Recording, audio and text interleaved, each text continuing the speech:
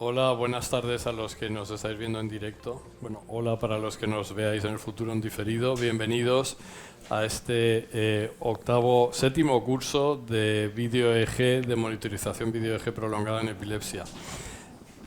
Este curso ha ido evolucionando y de ser un curso muy centrado en las bases fisiológicas del electroencefalograma y de la técnica del vídeo EEG y lo que se puede obtener de él, pues ha ido evolucionando a una forma de integración clínica de la electroencefalografía en el manejo de la epilepsia. Yo creo que muchos de los que habéis estado aquí sabéis que preconizamos esa actitud, esa vía de tratamiento de pacientes con epilepsia, que al ser una enfermedad compleja, que tiene muchos matices, consideramos muy importante que los que la tratamos manejemos todas las técnicas posibles, incluido la monitorización vídeo EEG y, por supuesto, la clínica, la semiología y la respuesta a fármacos.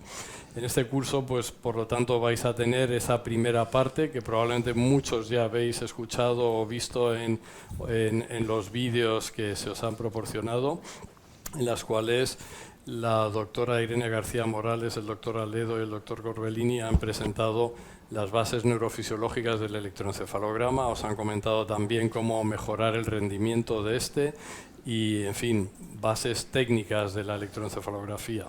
Después vamos a continuar con el curso con una charla de la doctora García Morales sobre la electroencefalografía en neurología general, en otras patologías que no son siempre epilepsia, y continuaremos con la monitorización vídeo EEG, la clínica y la semiología en diferentes formas de epilepsia. Como siempre, pues os agradezco a la audiencia por estar ahí, por vuestro interés en este curso, y agradecemos mucho a Maguire, que es la empresa que está haciendo que esto sea posible a través de estas vías de comunicación, y por supuesto a UCB, que tiene un apoyo constante con el curso y en epilepsia siempre han sido el laboratorio que más ha destacado.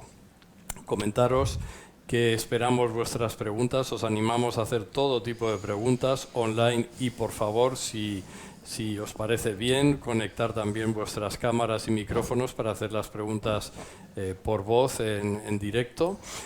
Y comentaros también que estamos en un entorno hospitalario y probablemente vais a ver movimiento de personas que entran y salen, que algunos están atendiendo sus labores clínicas mientras transcurre el curso. Sin más, pasamos a una serie de preguntas que hayan sido suscitadas por la visión de los vídeos sobre bases electroencefalográficas, rendimiento del EEG, etc. Bienvenidos de nuevo. En este primer bloque queríamos resaltar alguna de las... Bueno, por suerte ya sabéis que la mayoría de detalles técnicos que tenemos en electroencefalografía, los más físicos o eléctricos puros y duros, no los tenemos que utilizar en la práctica clínica y no son tan relevantes, ¿no? Sí que quizá esta idea de que cuando ponemos un electrodo en un punto de la cabeza del paciente, si vemos una descarga epiléptica o un grafoelemento en esa zona, nos imaginamos que la lesión está justo por debajo. Esto tenemos que olvidarnos de ello, ¿no? Y tenemos que imaginarnos los dipolos que se generan en electroencefalografía de una manera más compleja, ¿no? Este estudio, un Neurology 2011, ya de los clásicos, nos muestra cómo muchas de las áreas del cerebro, muchos lóbulos, expresan su actividad epileptiforme en zonas diferentes donde ponemos los electrodos. Entonces, por ejemplo, el lóbulo temporal se expresa mayoritariamente en su propia región, pero, por ejemplo, la región central o no se expresa o se expresa en otras regiones, y lo mismo pasa con la región parietoccipital. Y esto tiene que ver con lo que llamamos el problema inverso, ¿no? Que cuando nosotros tenemos una descarga, tenemos que imaginarnos que por la reconstrucción inversa del dipolo, qué lesiones me podrían estar produciendo o qué localizaciones dentro del cerebro, qué lesiones con una localización concreta me está produciendo una actividad epiléptica específica, ¿no? Y esto es lo que hacemos de una manera cualitativa habitualmente en electroencefalografía, y lo interesante es que nos tenemos que imaginar que siempre tendremos un dipolo que será electronegativo hacia un lado y electropositivo hacia el otro, Y aquí tendríamos lo que llaman siempre los cardiólogos la imagen especular, ¿no? Que ellos dicen, sí, la imagen especular de la elevación del ST, que puede tener un descenso del ST en la otra zona de la caja torácica. Pues nosotros en electroencefalografía tenemos lo mismo, lo que pasa es que tenemos el cráneo y la masa encefálica, de tal manera que muchas veces la cola del dipolo no la vamos a ver.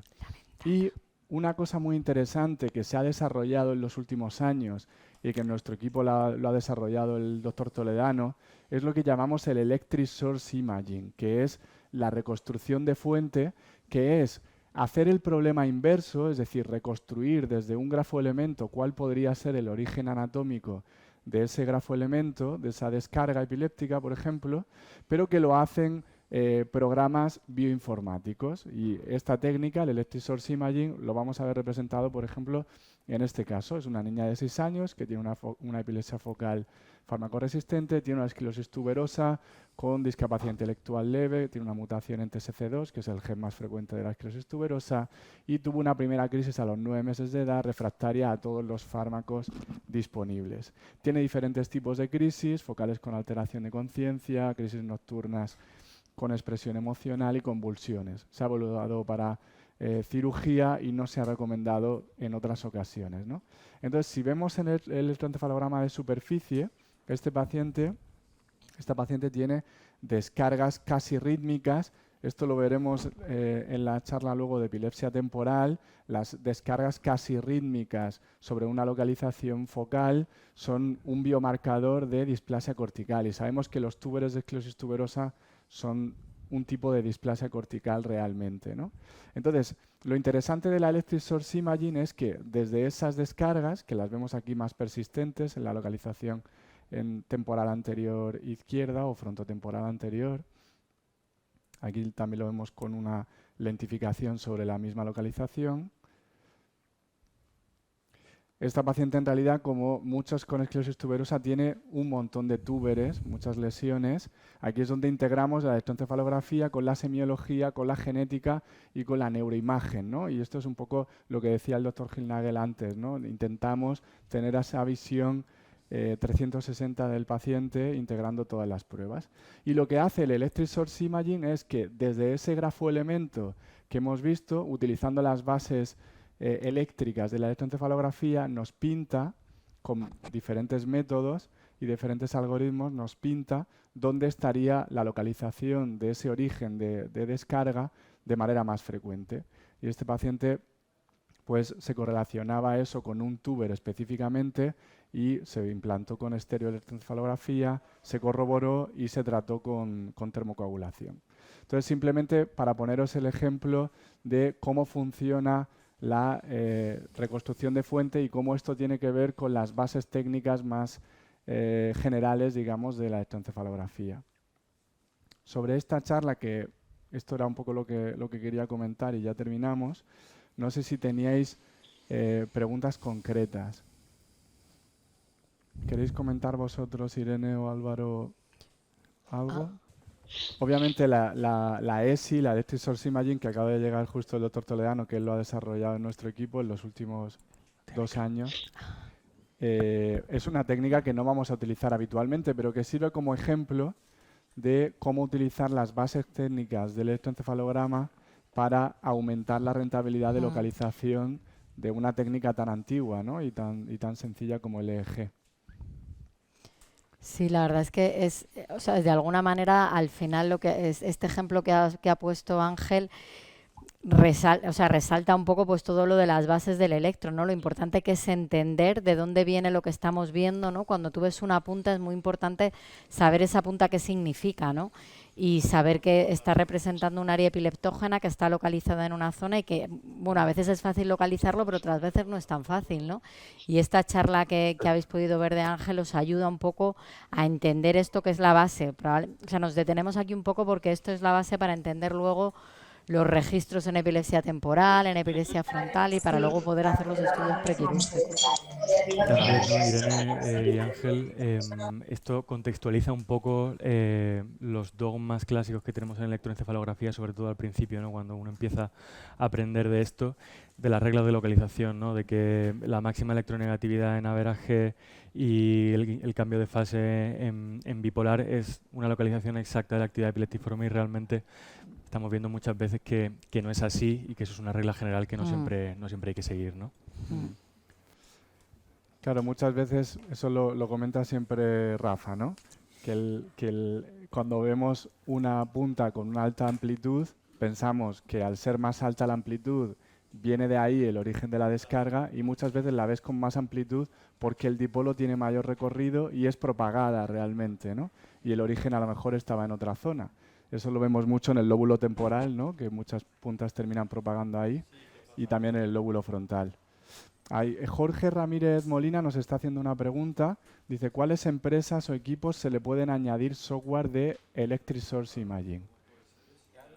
No, que digo que pueda utilizar los software convencionales que utilizas para la lectura de electroencefalografía, la mayoría te lo permiten. La cosa es poder extraer tú las puntas y llevarlas al software donde vas a hacer el análisis de fuentes. Y generalmente los software que se utilizan para análisis de fuentes permiten incorporar los registros de la mayor parte de los sistemas de electroencefalografía que utilizamos habitualmente, ¿no? O sea, nosotros utilizamos Natus, y con Natus no estamos teniendo ningún tipo de problema. De hecho, tú puedes marcar las puntas cuando estás viendo el electroencefalograma con Natus y llevarte un archivo que se llama EDF Plus, que es un poco genérico, y eso te lo lleva al software de lectura del análisis de fuentes. Y Rafa, por entender un poco también esta profundización que has hecho tú y que has trasladado un poco al resto del equipo, en realidad, claro, la ESI la hemos estado haciendo nosotros cualitativamente, y siempre que hacemos un electroencefalograma vemos un registro, en realidad lo hacemos, ¿no?, de manera cualitativa. Tú, al analizar los casos y también hacerlo en retrospectiva, ¿qué estás aprendiendo en ese sentido y que se pueda utilizar, digamos, en un electro normal? Sí que estamos acostumbrados en medicina y electroencefalografía a identificar patrones, que básicamente es lo que hacemos, ¿no? Vemos esta actividad en tal sitio y esto lo hemos visto con otro paciente que tiene una lesión ahí o que hemos operado y se ha quedado sin crisis, y pensamos que ese patrón es típico de esa localización y lo incorpora a tu conocimiento. Pues con la ESI es un poco igual, pero sin tener que pensarlo tanto. O sea, tú eliges las puntas porque puedes tener distintos casos de puntas que están en la misma localización, pero luego el dipolo, cómo se manifiesta en otros canales que están a distancia, a lo mejor tú no tienes incorporado ese análisis tan fácilmente como te lo pueden hacer los algoritmos que se utilizan en la ESI. Y la ventaja de eso es que muchas veces marcando la punta que tú tienes o que le das tú más valor clínico, que no es necesariamente la que tiene mayor amplitud, con los algoritmos de la ESI, pues te da localizaciones que en un principio incluso te pueden resultar inesperadas. Pues por ejemplo el caso que te he mostrado hoy, ¿no?, que está justamente en precunio en la cara lateral, cuando era una punta parietal. Dices, ¿esto cómo puede ser? Porque otros pacientes con las mismas puntas te lo localizan en otro sitio.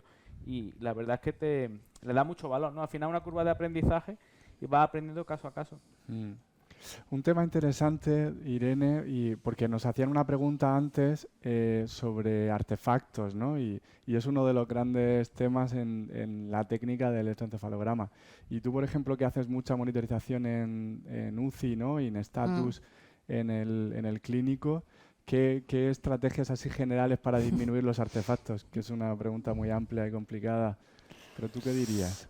Pues, a ver, es que claro, depende del contexto. Una cosa muy básica que yo creo que lo habéis leído en la charla de Álvaro, es la preparación también, o sea, el limpiar bien la zona donde vas a poner el electrodo, ¿no? Y donde vas a colocar el gorro de electrodos. Eso es un trabajo tedioso, pero que te ayuda a evitar, y para que el registro sea más limpio. Esa es una de las primeras cosas.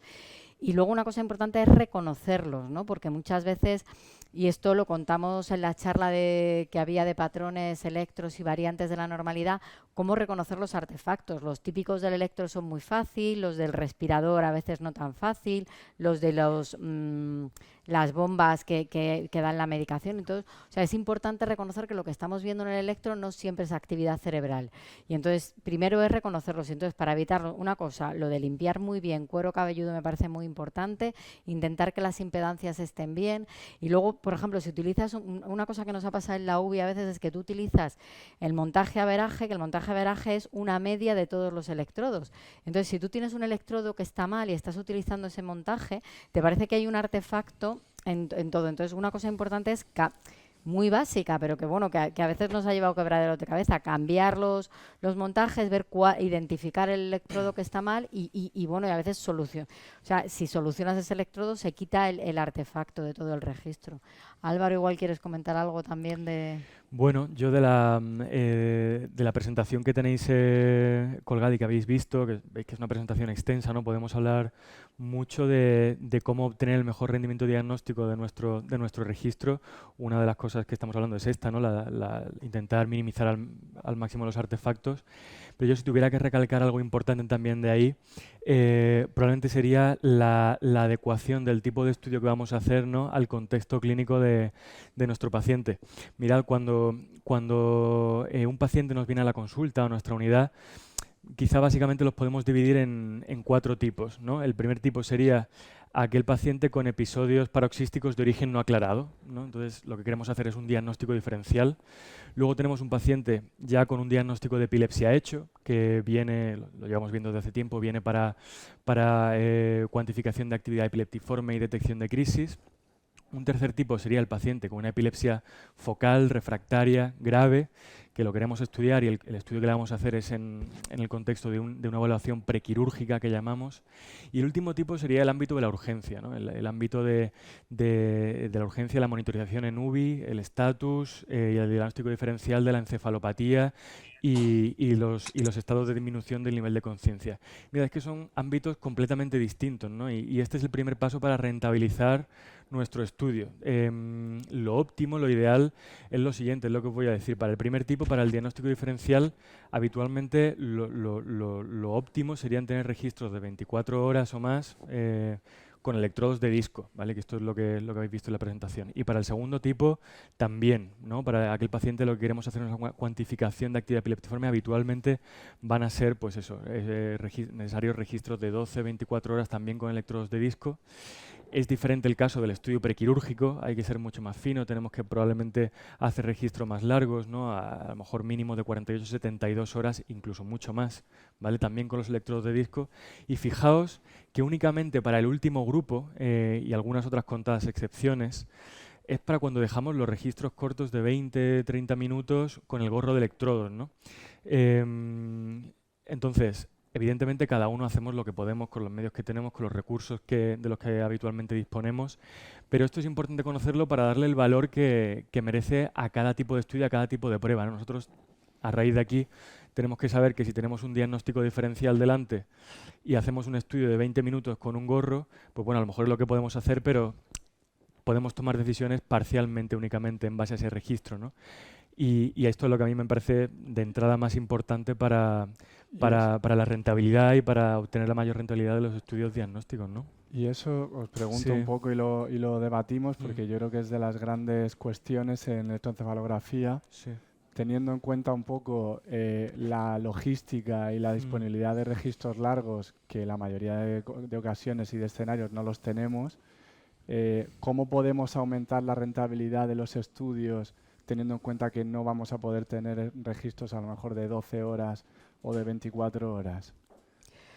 Pues incluir sueño me parece que es una manera fundamental de optimizarlo, ¿no? Totalmente. Conseguir como que el paciente, o sea, si no puedes hacer un estudio largo, intentar que de alguna manera haga una siesta, ¿no? Que eso no supone que el paciente no duerma en toda la noche, pero hacerlo a lo mejor a primera hora yo creo que esa es una de las... Y luego las praxis, ¿no? Irene, También. Las maniobras de activación, Las ¿no? maniobras de activación. Sí, lo veremos luego en la charla de epilepsia generalizada idiopática, incluyendo una serie de maniobras de activación, es verdad que lo puedes... Sí. Otra cosa que se comenta mucho y que aumenta la rentabilidad de los estudios es la precocidad después de la crisis, ¿no? O del último evento. Y a veces lo que hacemos nosotros es que te llame el paciente justo después de que haya tenido una crisis para hacer el registro justo después. y aumentar la rentabilidad. Y ahora justo en el último americano presentaban un proyecto de intentar pautar el electro sabiendo cuándo iba a ser en el calendario el próximo agrupación de crisis, que muchos pacientes te dicen, a mí Sí. me toca a mitad de mes, es cuando tengo las crisis, o cada 3 semanas, y veían que aumentaba la rentabilidad del electro también utilizándolo de esa manera. En casos así difíciles, por ejemplo, en una paciente en el clínico conseguimos diagnosticar su epilepsia, bueno, creo que la pongo diciéndole cuando tuviera síntomas, pues que viniera a la urgencia y en ese momento intentar hacer el registro, porque es verdad que si no, no lo pillas, claro.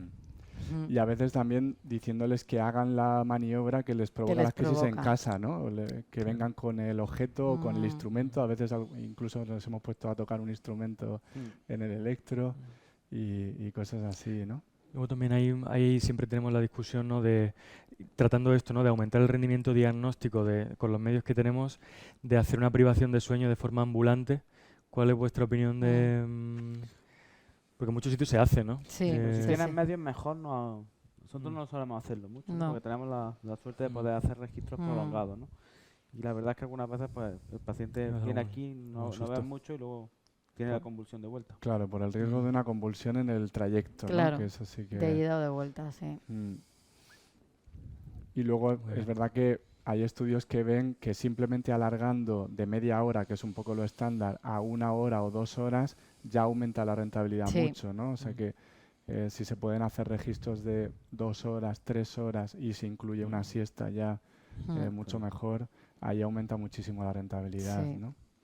Totalmente. Y luego en cuanto a poner electrodos adicionales, que es otra de las cosas que siempre se dice para aumentar rentabilidad, ¿vosotros qué pensáis? Pienso Sí. que sí. Ahora que lo estamos haciendo sistemáticamente, Sí. o sea, te das cuenta que un paciente tiene actividad en T5, pero si pones más electrodos no es T5, es TP7 o 1 y te permite, o sea, sobre todo para cirugía de epilepsia, ¿no? Pues sí te permite regionalizar más, incluso a nivel sublobar, ¿no? Y yo creo que sí tiene implicaciones a la hora de hacer técnicas como la ESI o si quieres poner electrodos profundos, ¿no? No es lo mismo abarcar una zona grande que una zona más pequeña. O sea, rentabilidad para localización. Eso es. ¿Pero pensáis que para diagnóstico diferencial puede tener rentabilidad también? O sea, de forma Comenta tú, sistemática, sí. ¿no? De forma sistemática, porque habría 2 escenarios, ¿no? O sea, tenemos el montaje 10-20 y luego tenemos el siguiente paso establecido es el montaje 10-10, ¿no? Que son muchísimos más electrodos, ¿no? Pero en mitad hay muchos pasos, ¿no? Y tienen los escenarios, como decía Rafa, ¿no? De la evaluación prequirúrgica y va muy dirigido a alguna zona y tal, pero luego sí que nos interesa y me interesa mucho vuestra opinión también de los registros de forma sistemática, ¿no? De forma sistemática al 10-20 le añadiríais, bueno, de hecho se lo añadimos, ¿no? los Los temporales, temporales eso sí. adicionales. Pero eso ya está Eh, establecido, ¿no? claro, por eso digo, No sé ¿no? si No en todos sitios, yo no, creo. pero en ¿eh? el 2017 ya la guía Lo de recomendaba. americana de neurofisiología lo que recomendaba es poner una cadena temporal inferior en cada lado, ¿no? O sea, serían 6 electrodos extras temporales inferiores, porque eso sí te permite hacer diagnósticos más precisos. Sí. Y ya no son 19 electrodos, son 20, por lo menos 25, ¿no? Sí, aumenta la sensibilidad también de la Total. detección de anomalías, ¿no? El poner de forma sistemática este tipo de electrodos. No se animan a más preguntas. Sí que una de las preguntas que nos suelen hacer y que surge también más debate es sobre las variantes de normalidad normalidad. y cuáles son las que se confunden más con actividad epiléptica, ¿no? En el día a día, que uno de los problemas en epilepsia muchas veces es el sobrediagnóstico, ¿no? Sobre todo si el registro tiene sueño, ¿no? Que es donde a lo mejor hay más confusión también, ¿no? En la transición sueño-vigilia, así lo que llaman la punta hechizada, muchas veces que lo puedes ver, sobre todo en pacientes. Esto es hay trabajos sobre epilepsia generalizada idiopática en el que ves una variante de estas de la normalidad que es más focal y te puede llevar a un diagnóstico erróneo. Y en pacientes que no tienen crisis epilépticas, que puedes ver, pues eso, una actividad Z afilada y tal, y eso. Muchas veces decimos que es mejor repetir un electro antes que llegar a un diagnóstico del que no estás seguro, ¿no? Y conocer las variantes no es fácil, ¿eh? Y de hecho a nosotros nos pasa que muchas veces tienes que volver y decir, ¿y esto corresponderá con él? O sea, que hay que volverlas... O sea, tener en cuenta que hay variantes de la normalidad que a veces tienen un aspecto que puede. Lo que pasa es que luego la clave está en que muchas son en la transición sueño-vigilia. A veces otra cosa es que son como muy llamativas, ¿no? Y luego, si son registros prolongados, volviendo a lo anterior, pues te da, o sea, si tú tienes que decidir en media hora de registro, pues es posible que te equivoques o tengas más posibilidades de equivocarte. Pero si tienes que decidir en 24 horas, es menos probable que te equivoques, ¿no? Porque ves patrones al final, ¿no? Se trata de identificar patrones. Sí, la clásica actividad irritativa del lóbulo temporal, ¿no? Eso. Que es la punta chistada o las wicked spikes. Y en el anciano, ¿no? Que muchas veces también a veces nos lleva a la duda, ¿no? Que tienen esa actividad Z ahí afilada. Entonces, yo creo que el mensaje de esto es no olvidar el contexto clínico, ¿no? Y que tenemos o sea, que el electro es una prueba más, pero que tenemos que ponerla en contexto y una buena anamnesis, una historia dirigida que nos ayude. Y luego los ritmos fisiológicos, ¿en qué situaciones se os ocurren así que nos puedan ayudar a localizar, por ejemplo, cuando los utilizáis o cuando comentamos así? Porque siempre hablamos del alfa asimétrico, por ejemplo, ¿no? Al final lo metes tú en el mismo paquete, ¿no? O sea, generalmente encuentras la lentificación, muchas veces encuentras también actividad epiléptiforme en esa zona, ¿no? Pero si encuentras una lentificación muy focal, yo casi algunas veces le doy más importancia que la actividad irritativa, ¿no? Es como yo le doy mucha importancia, ¿no? O a lo mejor los usos asimétricos también durante el sueño, son cosas que miramos de forma sistemática, ¿no? Y a veces depende de la morfología de la lentificación, ¿no? Porque si es una lentificación como muy regular, muy redondeada. Bueno, son las típicas cosas que tenemos mucho debate, ¿no? Entre variantes de normalidad, lentificaciones. Yo creo que las discusiones así más acaloradas y también algunas cosas de semiología, ¿no? Que miramos el vídeo como muchas veces cada uno opina una cosa. Y nunca estamos de acuerdo. Eso es.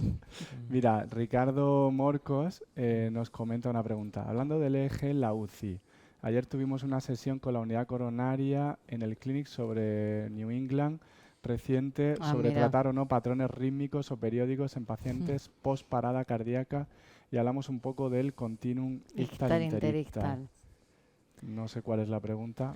Bueno, si yo no me equivoco, en ese New England, que ha salido publicado hace poco, es un estudio que no te permite tanto discernir entre patrones, pero el 80% de los pacientes que eran pacientes, si no recuerdo más, que tenían una parada cardíaca, estaban en coma y luego lo que analizaban, si es el mismo estudio al que se refiere el compañero, si tratamiento con sedación, se comparaba el tratamiento con sedación versus el tratamiento con sedación más tratamiento con antiepiléptico de forma secuencial, con la idea de hacer desaparecer los patrones rítmicos que se veían en el electroencefalograma en las primeras 24-48 horas.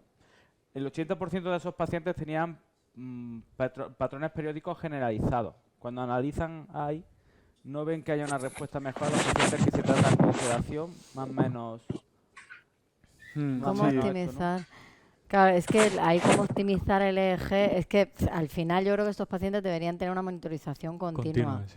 Porque muchas veces, o sea, el patrón ictal, interictal es el que más quebraderos de cabeza te da, porque muchas veces ves eso ya porque te has perdido el inicio, ¿no? Y es la fase final de un estatus, o el paciente está haciendo crisis subintrantes que solamente las pillas si es un registro prolongado, porque a veces el ictal, interictal es lo que ves entre las crisis, ¿no? Y son patrones que a veces, bueno, pues tienes que utilizar un poco lo que te dicen en los patrones de Salzburgo, ¿no? El decir, si hay mejoría clínica y eléctrica, pues estás ante algo más ictal. Pero es verdad que es un patrón complicado y en el que muchas veces ahora están hablando de hacer también como estudios que incluyan también pruebas de imagen, o sea, que te ayudes con una perfusión y ver si realmente eso que estás viendo, porque no son fáciles. Yo creo que lo más importante ahí es tener una continuidad de registro, en el sentido, el paciente viene, le hago el registro inicialmente las primeras horas, veo cómo está y ves cómo cambia. Y ves cómo cambian, ¿no? Es como si fuera un patrón evolutivo, ¿no? Y en función de eso, pues decides. Es que es fundamental, porque es que si no te lías con los tratamientos,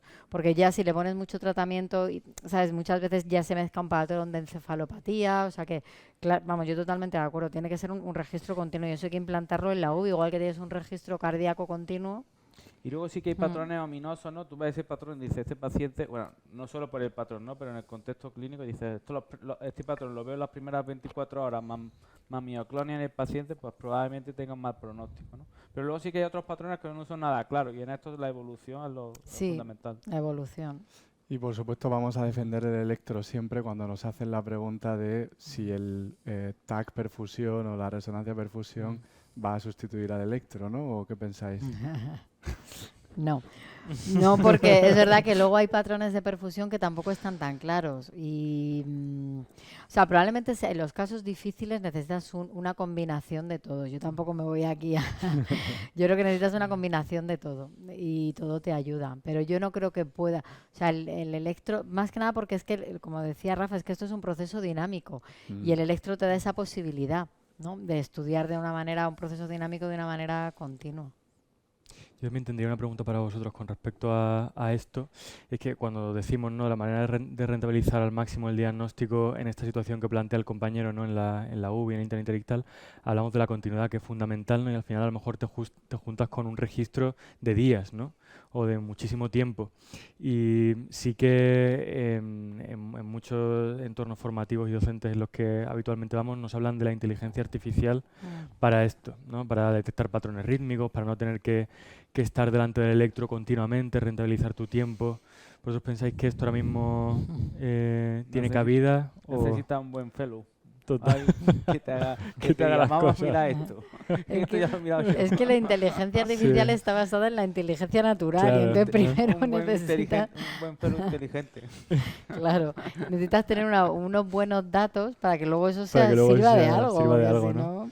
Sí. Hombre, que hay programas que intentan automatizarlo, ¿no? Como por ejemplo el Persist, ¿no? Sí. Pero hombre, sí al que final tienes que tú canalizar. Eso a lo mejor te permite filtrar lo que claramente no tiene importancia o está establecido que no tiene una importancia clínica en ese escenario, pero luego no deja de... Tú tienes que supervisarlo, ¿no? Tiene pinta de que será como en neuroimagen o en otras áreas en las cuales te da como zonas de interés o periodos de interés y tú tendrás que focalizarte. Y yo creo que sí que llegará, pero parece que todavía le queda, ¿no? No sé si tenemos que pasar ya al siguiente bloque. Sí, no sé si queréis comentar algo más. Si queréis que... Vamos, esta era la parte como más básica, pero sin dejar... O sea, siendo básica es fundamental para entender todo lo demás. Y si no queréis comentar nada más sobre las charlas que habéis visto, pues sí, yo creo que pasaríamos. Entonces, sí. ¿te toca a ti sí. o...? Sí. Entonces vamos a empezar ahora, antes de meternos en los diferentes síndromes epilépticos y en los diferentes tipos de semiología, en los diferentes tipos de epilepsia, que el eje también es útil en la patología neurológica diferente a la epilepsia, ¿no? Entonces, hay cosas básicas en general. Bueno, te dicen que es de mayor utilidad cuando hay una alteración del nivel de conciencia. En pacientes con encefalopatía, pues para descartar las crisis sutiles, para indicar si puede haber una patología focal, en demencias rápidamente progresivas, en pacientes que tienen pérdidas de conciencia de una etiología no aclarada, en el paciente de la UBI y en encefalitis autoinmune. Os voy a poner algunos ejemplos sobre todo esto. Cuando revisas un poco el tema, pues te dan aquí como unos dogmas, ¿no? El electro puede ser útil en identificar esto y generalmente no ayuda en lo otro. Bueno, ya sabéis que esto luego, pues no hay que ser tan dogmático, pero realmente es útil en identificar crisis sutiles o estatus no convulsivo, en identificar causas reversibles de un deterioro cognitivo, en el estudio de las pérdidas de conciencia, tanto en UBI como en no UBI, y luego en las encefalitis autoinmunes, ¿no? Nos da a veces claves diagnósticas de una manera precoz. Y luego, pues, ya sabemos que el electro generalmente no te ayuda a saber la etiología, ni tampoco a diferenciar un proceso agudo de uno crónico. Y esto es algo importante, tampoco excluir epilepsia. Es decir, un electro normal en un contexto clínico sugerente no excluye epilepsia. Entonces, fijaros, vamos a pasar en la primera situación, ¿no? Un paciente que vimos en el clínico, un señor de 76 años, que estaba en estudio por una posible demencia frontal, un deterioro cognitivo y tenía una epilepsia conocida, que había estado en tratamiento unos años, pero luego habían retirado los fármacos pues porque el señor estaba bien, no quedaba la cosa muy clara. Entonces la familia lo trae porque lo encuentran con alteración del nivel de conciencia. Entonces llega a la urgencia y el paciente pues está con un nivel de conciencia fluctuante, agitado, confuso. Y la familia te decía que claramente esto era diferente a su situación basal. Él lo estaban estudiando por un posible deterioro cognitivo que llevaba con un curso fluctuante pues varios meses, pero claramente la familia decía que esto no era lo normal. Y fijaros lo que vimos, ¿no? Después de hacer un escáner, de descartar razonablemente pues, causas tóxicas, metabólicas, infección de orina, un poco lo básico que se hace en la urgencia, decidimos hacer un electro. Y lo que encontramos fue esto. Si alguno queréis comentar el electro y decir si os parece si este electro es normal, si os parece que este electro es normal en una persona de 76 años, en estudio por deterioro cognitivo. Como comentábamos antes, claro, si tú haces un electro de 10 minutos, de 15 minutos y ves esto, pues dices, bueno, pues puede ser un patrón de encefalopatía. Ahora lo veremos más despacio. Pero nosotros tuvimos la suerte de poder dejar el electro durante varias horas. El paciente estaba en la urgencia y, bueno, pues hicimos un electro durante ese día. Además, recuerdo, yo estaba de guardia y dejamos el electro pues por lo menos 12 horas. Si os animáis a alguno a decir si ve algo que aquí le llama la atención, si ve algo más rítmico. Estamos utilizando un montaje referencial y no sé si os llama la atención la región frontal derecha.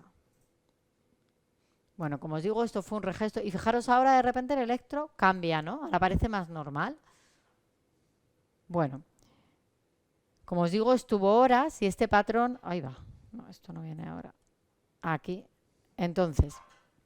¿qué veíamos? Pues fijaros, hay una actividad delta donde está esta flecha, discreta flecha, que estaría muy bien tener estas flechas cuando interpretamos un electro. Y vemos como en la región frontal izquierda hay una actividad rápida y luego vemos una actividad delta rítmica que es frontal bilateral. No podemos decir si es más de un lado que de otro. Quizá esta actividad frontal, actividad rápida precede en el lado izquierdo, pero luego fijaros, tiene esta actividad rápida que es rítmica y luego para, ¿vale? Con un patrón evolutivo y luego vuelve a empezar. Entonces nosotros lo que llegamos lo que concluimos con este electro es que el paciente estaba teniendo crisis subintrantes, estaba, fíjate, a colación de la pregunta que ha hecho antes el compañero, probablemente esto fue hace tiempo, hace bastantes años y en aquel tiempo no se hablaba todavía de este patrón ictal-interictal continuo que se ha puesto un poco más de moda últimamente, ¿no? De cara a la monitorización continua en la UBI, pero realmente era un patrón de ictal-interictal continuo, era un patrón lento, con actividad delta difusa, actividad zeta difusa en un paciente con deterioro cognitivo que hacía crisis subintrantes, con un inicio y un fin brusco. Fijaros, ¿vale? Como tiene este patrón rítmico, que no lo ves si no haces un electro durante horas, porque luego tenía momentos en los que el electro se normalizaba, quedaba un patrón con una actividad lenta de forma difusa y entonces llegamos a un diagnóstico de estatus focal sin síntomas motores prominentes en un paciente con una probable demencia frontal. Con tratamiento con fármacos anticrisis el paciente mejoró clínicamente y el electro también. Y en este caso pues el electro nos ayudó a tratar a este paciente, a que mejorara su situación clínica y bueno, luego la evolución de su patología de base pues siguió. Pero ese momento agudo mejoró. Y entonces, bueno, este es a raíz de estos pacientes tuvimos otro que os voy a poner ahora, pues bueno, pues publicamos esto, que este paper, ¿no? Que hablábamos de que es verdad que el estatus no convulsivo puede ser el debut en una demencia frontotemporal y que hay que tener en cuenta que en pacientes ya diagnosticados, el que tengan estatus, que a veces son difíciles de diagnosticar por la situación clínica de los pacientes, pueden empeorar la clínica y es importante tratarlo porque el paciente mejora. Vamos a ver otro caso, ¿no? Que veíamos la utilidad del electro en estudio de los episodios de pérdida de conciencia sin una causa aclarada, ¿no? Otro señor de 66 años que no tenía antecedentes relevantes y que vino a la urgencia. Él estaba teniendo episodios que habían sido interpretados como síncopes porque tenía mucho cortejo vegetativo y vino a la urgencia porque tuvo uno que había sido como más llamativo que otras veces y además no se acababa de recuperar después de este episodio, ¿no? Entonces, llevaba varios meses en los que también le notaban que estaba con alteraciones de memoria, que a veces lo encontraban un poco confuso. Y bueno, en este caso lo traen porque, bueno, aunque le habían dicho que se trataba de síncopes, pues en este caso el paciente se queda con una alteración del lenguaje sutil, pero que la familia te dice que no está del todo normal.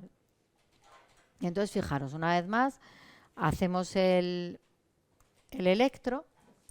Luego os pondré el electro para que lo veáis más detenidamente. Pero aquí estaba hablando con su mujer y la mujer decía que no estaba normal, que él, bueno, pues hablaba, fijaros, no sé si podéis distinguir bien, bueno, si habéis podido ver las charlas, Veréis que habla normal, pero no sé si a alguien le llama la atención la región temporal izquierda. En este caso nos tenemos que fijar en el electroencefalograma y en el electrocardiograma.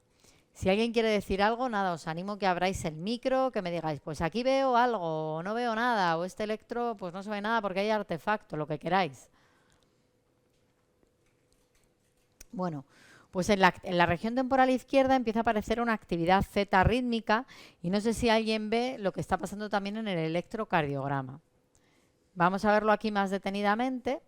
Aquí tenemos dos flechas, una que nos señala el electroencefalograma, que fijaros es una actividad, digamos aquí es una actividad más rápida en la región temporal izquierda, que evoluciona hacia una actividad zeta rítmica. Y fijaros lo que pasa en el electrocardiograma. Fijaros aquí. Es un electrocardiograma que va a una frecuencia, pues iría de 60 a 70, y aquí se está lentificando. Empieza a aparecer una bradicardia asociada a esa actividad zeta rítmica. Incluso vemos que puede haber alguna pausa en el electrocardiograma. De tal manera, ¿qué estaba ocurriendo? Pues este paciente estaba teniendo crisis sutiles, crisis temporales, que sabéis que a veces, generalmente una crisis pues puede asociarse a taquicardia, a bradicardia, incluso puede provocar lo que se llama la sistolia ictal. Entonces este paciente lo que le estaba ocurriendo es que estaba teniendo crisis subintrantes, hacía bradicardia y por eso tenía ese cortejo vegetativo que se había interpretado que estaba teniendo síncopes. Entonces en este caso, bueno, pues nos permitió también el diagnóstico, tratamos al paciente con fármacos anticrisis. Y en aquel momento nos planteamos que podía tener una encefalitis autoinmune, porque era todo como muy abrupto, ese tema vegetativo. En la resonancia pues había una atrofia del hipocampo derecho, pero os diré que este paciente al final acabó teniendo también una demencia frontal, que debutó de esta manera. Ya llevaba con alteraciones de memoria desde hace meses, pero realmente el debut, a partir de este momento hubo un deterioro importante a nivel cognitivo del paciente, las crisis se controlaron, pero fue el debut de una demencia frontal. Y el paciente, bueno, esto fue hace 3-4 años, el paciente ha fallecido hace unos meses, de hecho. Y luego vamos a ver aquí otra situación, ¿no? Esta es una paciente que había sido intervenida por un cavernoma y que había debutado con crisis, se había visto que tenía un cavernoma, se había intervenido, pero después de la cirugía había empezado a tener estos episodios. Fijaros, gira la cabeza hacia el lado izquierdo, la familia avisa, además ahora se va a quedar rígida. Y entonces se había interpretado que había vuelto a tener crisis. Y entonces, bueno, pues ingresó aquí en el Ruber, pues para volver a hacer un estudio prequirúrgico, ver si es que, sabéis que en los cavernomas pues queda a veces zonas de hemosiderina alrededor y si era necesario hacer ampliar la resección. Este fue el episodio. ¿Alguien quiere comentar algo? ¿Os llama la atención algo? ¿Os parece una crisis? ¿No os parece una crisis? No os pongo el electro, ahora os lo pondré. Ella empezó a decir que notaba mucho calor y luego tuvo esto y luego se recupera inmediatamente. Bueno, pues fijaros, este es el electro de la paciente al inicio del episodio. Luego fijaros lo que pasa en el electroencefalograma, a pie de la conciencia, aparece una actividad delta difusa. El electrocardiograma aquí pues está un poquito artefactado y no se ve bien qué pasa. Y luego fijaros, hay una atenuación difusa de la actividad de fondo. No sé si alguien con esto, incluso sin ver el electrocardiograma que se intuye, piensa en algo, ¿no? Porque es una crisis, pero realmente lo que hemos visto es una actividad delta difusa, luego una atenuación difusa. Este es un caso para llamar la atención de que aunque estemos haciendo un vídeo EEG, el electrocardiograma se pone por algo, ¿no? Y que nos tenemos que fijar, que a veces se nos olvida. Y en este caso, bueno, fijaros aquí qué llamativo, ¿no? Otra vez la lentificación cuando se recupera. A esa paciente, bueno, en el electro... Ay, perdonad. En el electro... no se veía bien porque el electro estaba muy artefactado. Cuando lo dejabas, solo el electrocardiograma, se vio que la paciente lo que había tenido era una sistolia. Y este es el estudio de mesa basculante, que fijaros que tiene una sistolia precedida de una taquicardia. Y esta paciente lo que estaba atendiendo era síncopes, tenía un cuadro de taquicardia, bradicardia, que muchas veces se asocia a sistolias, y claro, era complicado, era una paciente que había tenido una epilepsia en relación con un cavernoma y que luego pues lo que estaba haciendo no eran crisis, sino síncopes que fácilmente se podían confundir con crisis. Vamos a ver ahora otro ejemplo del electro, en este caso en un paciente en UBI, ¿no? Este es un varón de 74 años. Esto yo creo que es algo por lo que nos llaman con frecuencia, ¿no? Una cirugía cardíaca y en el posoperatorio inmediato tiene crisis, una crisis generalizada, luego crisis focales y ya le administran una biterapia precoz con valproico, con levetiracetam y se le hace un electro a las 24 horas que lo informan de actividad epileptiforme focal persistente pero sin crisis. Y le ponen más fármacos, le ponen lacosamida y le ponen clonazepam. A las 72 horas nos avisan, nos cuentan que el paciente no tiene crisis, pero que tiene una alteración del nivel de conciencia importante. Y vemos este electro. Entonces, este es un electro de los difíciles, ¿no? Porque tiene descargas, vemos un grafoelemento, ¿no? Que parece una onda de morfología trifásica que va a 1 o 2 hercios, ¿no? Y el paciente está con alteración del nivel de conciencia. Teniendo en cuenta los patrones de Salzburgo, si son más de 2,5 hercios, tenemos muy claro que estamos ante un estatus. Cuando son menos de 2,5 hercios y encima hay una alteración del nivel de conciencia, pues ahí está la duda, ¿no? ¿Qué hacemos? ¿A este paciente seguimos tratándolo? ¿Está en estatus? ¿O nos replanteamos que quizá está con 4 fármacos, un paciente de 78 años, que quizá este es un patrón de encefalopatía, ¿no? ¿Cuáles son las claves para saber ante qué estamos? Pues no es fácil, ¿no? Yo creo que hay que individualizar. Y muchas veces lo que nosotros intentamos hacer una ventana terapéutica, ¿no? Empezar a quitar fármacos y ver qué pasa. Y pedir un amonio. Pedir un amonio siempre porque, bueno, pues muchas veces también te da la clave, ¿no?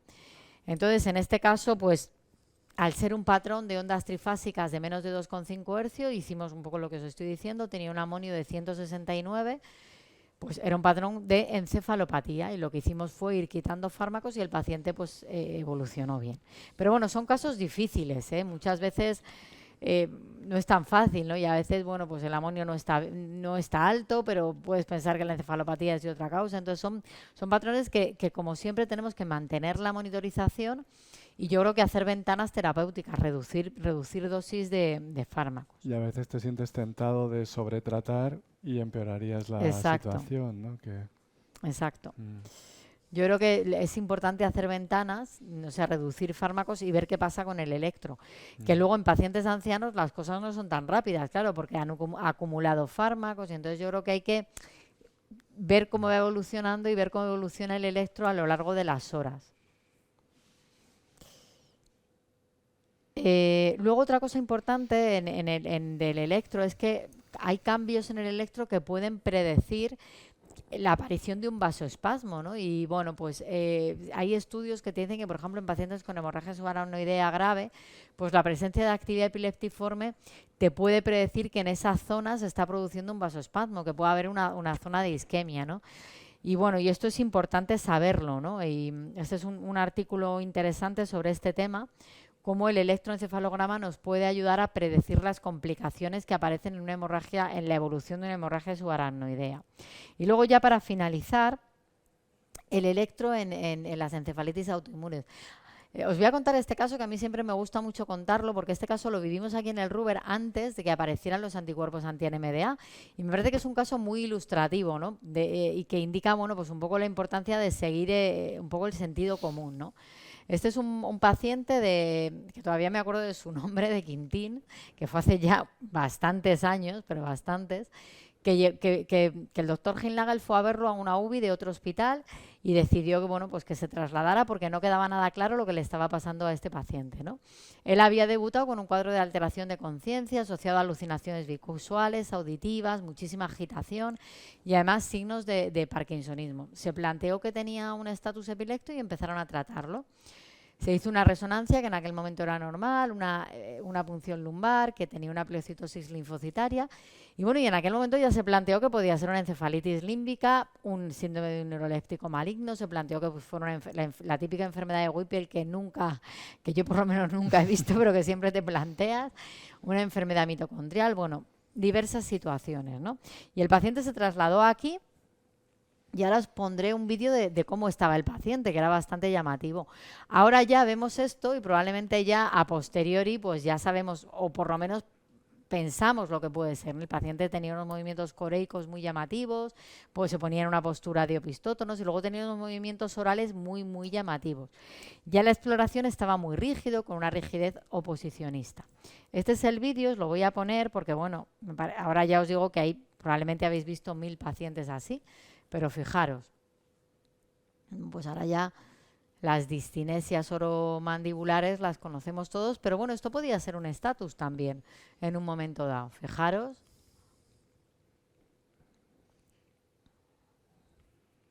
Como es de llamativo, voy a adelantarlo un poquito. Ay, no sé si puedo, no puedo. ¿O sí? Sí puedo. Vale, porque quiero poneros, fijaros qué llamativo.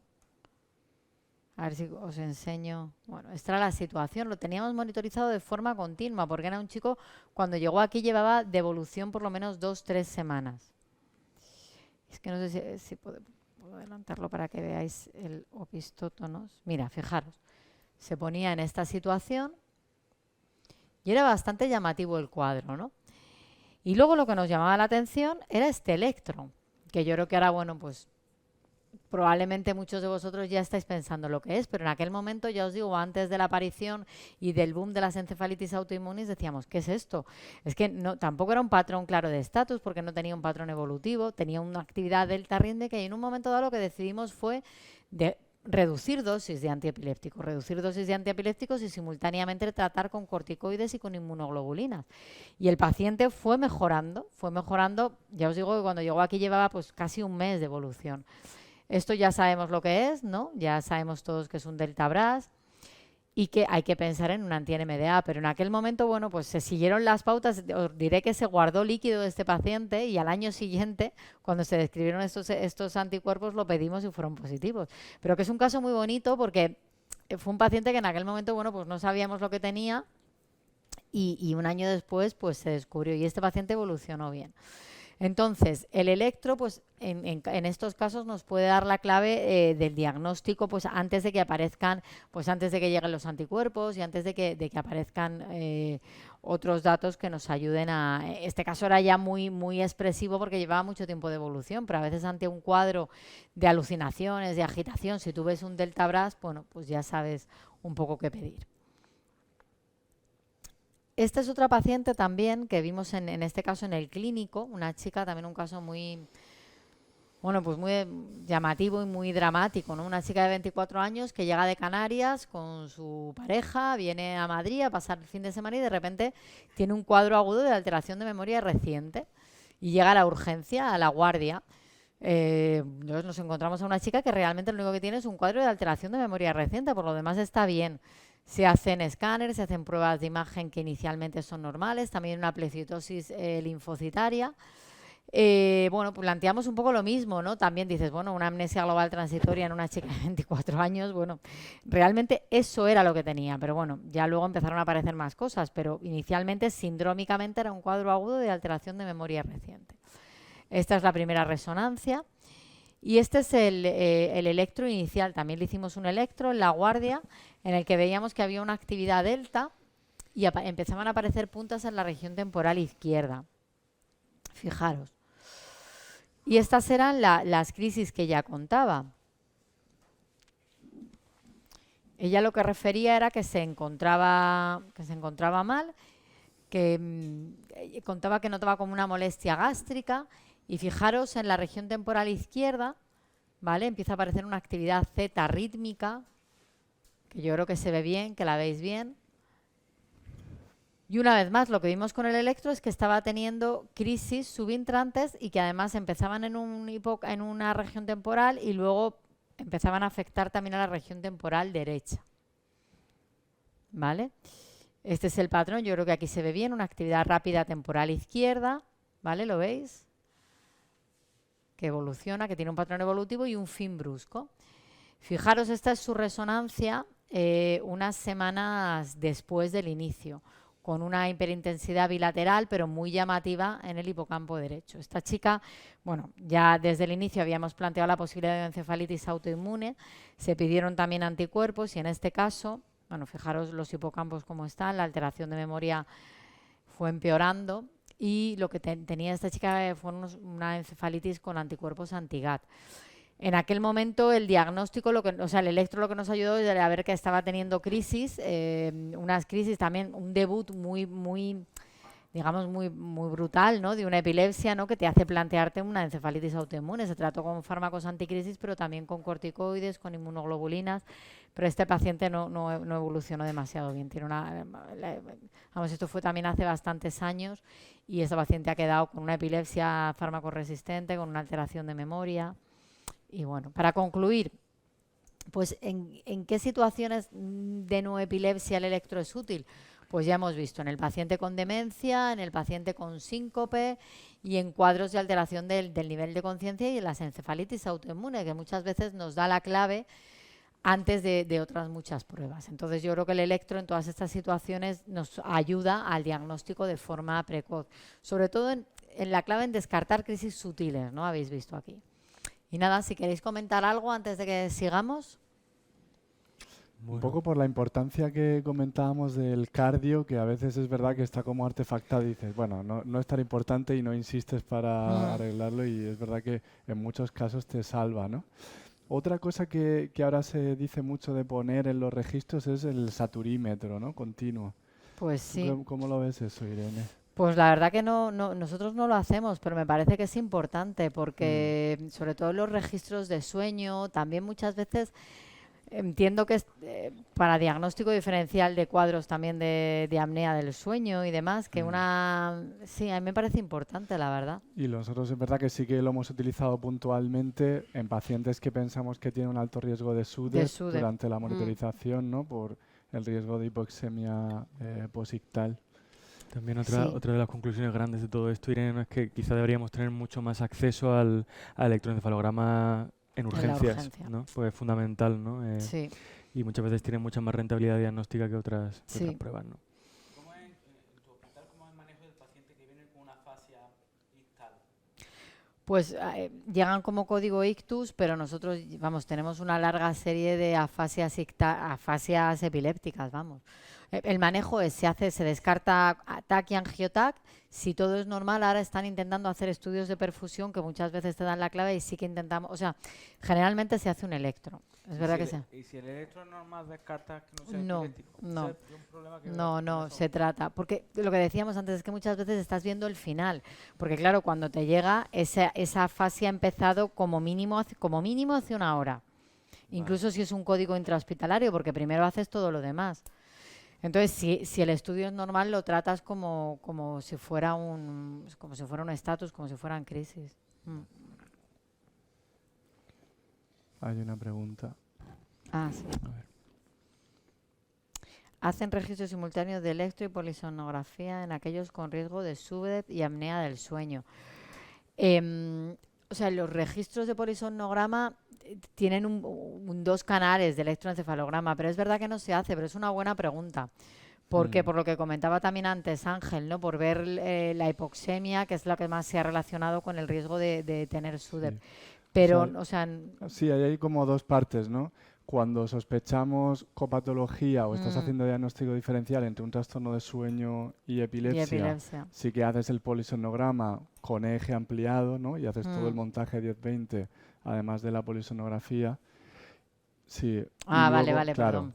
Y luego cuando hacemos monitorización video-eje continua y bajas medicación y tienes riesgo de crisis, etcétera, si pensamos que hay un riesgo de SUDEP, en pacientes seleccionados también hacemos saturímetro monitorizado, ¿no? Perdón, que no lo había entendido. El polisonograma sí que lo incluye y... Sí. Y otra cosa que también nos da mucha información, aparte del electroencefalograma, en el manejo global, pacientes que vienen con afasia o cuadros focales que no parecen de origen vascular, aparte del TAC de perfusión, aquí tenemos la resonancia magnética con ASL, ¿no? Que es una técnica que cada vez tiene, sobre todo en pacientes con estatus no convulsivo. Que te da, lo que decíamos antes, es utilizar todo lo que puedas para llegar al diagnóstico. Sí, pero el electro en la urgencia, por ejemplo, en estos casos que os he presentado, es que son casos que hemos vivido. Es que estando a pie de cama con el paciente no puedes saber si está en estatus, es que es imposible. O sea, lo puedes sospechar, pero claro, ya haces un tratamiento a ciegas, sin estar guiado por nada. No sé si queréis comentar algo más. Animaros a abrir el micrófono si queréis, y decirnos dudas o comentarios. Ah, mira, espera. Ah, mira, hay una pregunta.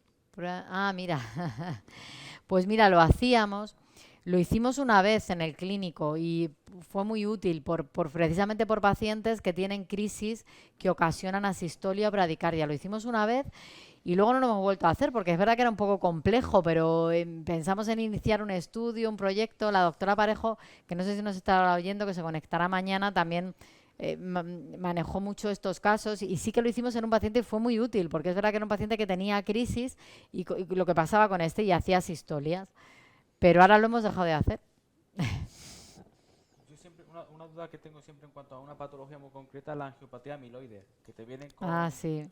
con episodios estereotipados, ¿no? Y el electro unas veces es patología y otras veces no. ¿Cuál sería el manejo ahí? ¿Antiepilépticos? ¿Esperar que se le pase o...? Pues la verdad es que si son episodios, o sea, si tienes la duda, o sea, es verdad que la angiopatía amiloide te deja lesiones cerebrales que pueden ser epileptógenas, entonces estos pacientes con frecuencia tienen crisis. Entonces yo la verdad que generalmente sí los trato. Si es un paciente que llega a la consulta con un episodio aislado y tiene esto y se han descartado, o sea, y sugiere clínicamente que es una crisis, yo les pongo medicación. Y luego, lo que no sé si te referías a la urgencia, un paciente que viene con un déficit, pues yo lo trataría, la verdad. Vale, pues empezamos ya con el bloque de los diferentes tipos de epilepsia y vamos a... O sea, es verdad que las charlas las habéis visto, yo iré pasando sobre algunas cosas un poco más rápido y me detendré en lo que creo que es a lo mejor más relevante. Y luego, antes de empezar, también os quería compartir con vosotros un artículo reciente que me parece que es importante que leáis. Y bueno, vamos a hablar de la epilepsia generalizada idiopática, que la ILAE la define como un tipo de epilepsia generalizada en la que las crisis se inician como generalizadas y en el electro hay descargas de distribución generalizada. Y os quiero enseñar ¿cómo puedo llegar al artículo ahora que quería enseñarles? Ah, vale. Vale, y este artículo que es muy reciente de la definición de epilepsia generalizada idiopática, como es la posición de la Liga, y fijaros que habla que, aunque ahora se tiende a hablar de epilepsias generalizadas genéticas, pues las epilepsias idiopáticas generalizadas hace referencia a estos 4 síndromes, ¿no? Y dice que las otras, bueno, comparten rasgos, pero que realmente cuando hablamos de epilepsia generalizada idiopática estamos hablando de epilepsia de ausencias infantil, de epilepsia de ausencias juvenil, de epilepsia mioclónica juvenil y de epilepsia con crisis de gran mal al despertar. Y luego las otras las vamos a comentar también, pero diríamos que no cumplen, digamos, los criterios diagnósticos tipos de lo que es una epilepsia generalizada idiopática. Entonces, siguiendo con la charla, este artículo me parece importante, me parece bueno que lo leáis, ¿no? Porque te habla un poco de cada una de ellas y de los datos más específicos de cada una de ellas. Entonces, nos estamos refiriendo a crisis que tienen un inicio generalizado, teniendo en cuenta que ya sabemos que todo el cerebro se active a la vez, pues probablemente no, es un inicio bilateral y síncrono. Generalmente se tiende a hablar más de la afectación del lóbulo frontal, de forma bilateral. Entonces hay unas claves diagnósticas que son, bueno, pues estas que vemos aquí, ¿no? La edad de inicio, aunque bueno, pongo puntos suspensivos porque muchas veces esta edad de inicio no siempre es en la infancia o en la juventud. Esta epilepsia puede aparecer más tarde y a veces ha aparecido antes, pero se diagnostica más tarde, como también veremos a lo largo de la charla. Luego el predominio horario. Yo creo que esto es importante, ¿no? Las crisis suelen ocurrir a primera hora del día, al despertar, lo que hablábamos antes del electro. Pues muchas veces para diagnosticar a este paciente le tienes que hacer un electro cuando se acaba de despertar, no siempre necesariamente con privación de sueño, pero sí al despertar, o bien de una siesta o bien del sueño nocturno. Luego hay otra clave diagnóstica para diferenciar crisis generalizadas que vengan de una epilepsia focal o de una generalizada. En la epilepsia generalizada idiopática son crisis clónico-tónico-clónicas, es decir, empiezan con mioclonías y esto es algo que es importante, ¿no? Cuando el paciente ¿cómo ha empezado? ¿Lo primero que ha tenido es una rigidez o ha empezado como con unas sacudidas bilaterales y luego la crisis? Eso también te da la clave. Porque en estas epilepsias puede haber signos focales clínicos y también en el electro. Y luego hay unos desencadenantes típicos, que son la privación de sueño, pues muchas veces estímulos luminosos, el hacer cosas con las manos, ya lo veremos, y generalmente, bueno, pues tienen buen pronóstico. Entonces, vemos que son síndromes diferentes, pero que las crisis son las mismas. Lo que pasa es que en uno predominan más las ausencias, en otro más las mioclonías y en otro más las de evolución tónico-clónica, pero realmente pueden coexistir las mismas crisis en los síndromes, ¿no? El electro es la prueba más sensible porque nos da unas claves diagnósticas que vamos a ir repasando. Muy importante que estos pacientes tienen una actividad de fondo normal para diferenciar luego de epilepsias mioclónicas progresivas, que no las tocamos en este curso, pero bueno, ya las tocaremos en otro. Pero que sepáis que la actividad de fondo en estos pacientes tiene que ser normal. Y luego lo típico es que tengan descargas de punta, polipunta onda generalizada a 3-4 hercios, pero que puede haber focalidad y esto no te descarta el diagnóstico. Y luego veremos cómo las técnicas de activación son muchas veces nos dan la clave. Este es un artículo que me parece que es muy bonito, que te da las claves del diagnóstico en la epilepsia generalizada idiopática. Pues la punta onda tiene que ser síncrona, puede haber polipunta onda. En adultos, pues muchas veces no vemos la punta tan bonita como en el niño. La punta está más fragmentada y a veces vimos puntas focales frontales. Saber que los niños con epilepsia de ausencias infantil pueden tener un delta occipital y eso no quiere decir que sea una epilepsia focal. Y luego la respuesta fotoparoxística. Y luego comentaros este artículo, me parece interesante, es un artículo de hace un par de años, en el que te hablan de que adultos con epilepsia generalizada que tienen ausencias típicas, encuentran que en el registro nocturno tienen esto. Descargas de actividad, de actividad rápida generalizada, que esto a veces lo vemos en encefalopatías tipo Lennox, en pacientes con amartomas hipotalámicos también está descrito. O sea, en pacientes con encefalopatías epilépticas está descrito que tengan esto. En cambio, son pacientes con una epilepsia generalizada idiopática que en el sueño tienen esta actividad rápida, ¿no? Se ha descrito en adultos con ausencias, está poco reconocido y se ha relacionado con mal pronóstico. Por esto no está... claramente faltan series de pacientes, ¿no? para llegar a esta conclusión. Y luego se asocia a fotosensibilidad. Fijaros, esto es lo que vemos, ¿no? Son puntas, pero también descargas de actividad rápida. Fijaros, que sobre todo se ven en sueño. Otro ejemplo, aquí menos llamativo, pero también destaca de la actividad de fondo, descargas de actividad rápida generalizada. Otro ejemplo. Y bueno, vamos a ir viendo ahora, esto es lo que os decía antes, dentro de las idiopáticas generalizadas nos quedamos con estas. Y vamos a ir viendo, bueno, y esta la comentaremos luego, otro tipo de epilepsia que no es la epilepsia de ausencias mioclónicas, una epilepsia que se ha definido como epilepsia con semiología occipital, que describimos una serie de pacientes aquí. Hace unos años y que es importante distinguir una vez más para saber que no son focales, sino que son pacientes con epilepsias generalizadas idiopáticas. Luego lo veremos. Vamos a empezar con las ausencias.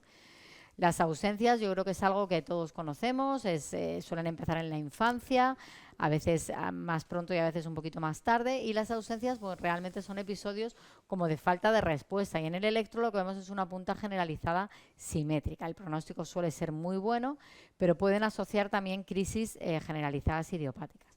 En el niño pues son fáciles de diagnosticar. En este artículo que os recomendaba te dicen que si a un niño le haces hiperventilar y no tiene una ausencia, en un niño con una sospecha, puedes hasta casi descartar el diagnóstico. Es verdad que a un niño le haces hiperventilar y lo normal en un niño que está sin tratamiento pues suele tener ausencias. Pero fijaros aquí, este chico estaba con el jugando al videojuego y ha tenido una ausencia con un patrón eléctrico muy claro. Si no bajas a veces la sensibilidad, no bajas la amplitud, pues muchas veces te puede hasta parecer artefacto, ¿no? Y bueno, pues aquí vemos una punta onda a 3 hercios, típica, muy clara durante una ausencia. Y luego, lo que os decía, este delta que a veces vemos en los niños que tienen ausencias, el delta occipital, que es una variante de la normalidad. Fijaros en esta niña, fijaros al final de la ausencia, tiene algo muy característico, a ver si alguien se anima y si os animáis eso, abrir el micrófono y a ver que es una ausencia típica, pero fijaros al final es justo al final, ¿vale? Va a hacer algo que nos puede llevar, ¿habéis visto? Hace una mueca, que no sé si os habéis fijado, igual si habéis visto el vídeo antes, lo pongo otra vez para que lo veáis. Fijaros ahora al final en las comisuras labiales de la niña. Porque a veces las ausencias tienen datos focales y tienen datos que nos pueden hacer confundir. No es muy frecuente, pero fijaros aquí lo que hace con la boca. Al final, es que está ahí. A ver, ahora lo ha hecho. Una mueca como un chapeau de Yendar en una ausencia al final, ¿no? Entonces, bueno, pues son ausencias típicas. A veces el electro pues empieza más en la región frontal derecha, más en la izquierda, a veces en la región frontal bilateral, pero una punta onda típica. Y luego casos no tan típicos, que los solemos ver en los adultos, ¿no? Este es un chico que veíamos en el clínico con ausencias que no se controlaban bien. Aquí está leyendo, no sé si se oye el sonido. Bueno, lo habrán oído ellos. Está leyendo y se queda parado cuando tiene la ausencia. ¿Vale? Aquí para, tiene la ausencia. Fijaros que la punta aquí ya no es tan bonita como en los niños, ¿no? Es una punta que predomina un poco más en la región derecha, digamos. Es una punta onda 3 hercios, pero fijaros, al final pues tiene puntas que parecen, fijaros aquí, la punta empieza en la región derecha, luego aparece esta descarga. En los adultos es más difícil a veces llegar al diagnóstico de ausencias. Y esta señora también es un caso complicado. Fijaros aquí también que hay datos focales. La paciente mira hacia un lado, son ausencias típicas en una señora mayor que estaba tratada con fenobarbital y fenitoína. Y claro, tenía miles de ausencias. Fijaros aquí, está en el vídeo, durante una monitorización prolongada, ahí se queda parada, se muestra inquieta, pero fijaros, ¿podemos decir que está haciendo automatismos con la mano derecha? Pues oye, si no ves el electro, pues en una señora mayor, una reacción de parado, una desconexión del medio y unos automatismos de la mano derecha, pues te puede llevar a confusión si no tienes el electro, ¿vale? Fijaros, el electro bien típico de una descarga de punta onda generalizada. Vale, y lo pasamos. Y este es otro caso que os quería poner por la mítica también, lo que se dice, ¿no? Las epilepsias generalizadas idiopáticas nunca tienen crisis durante el sueño.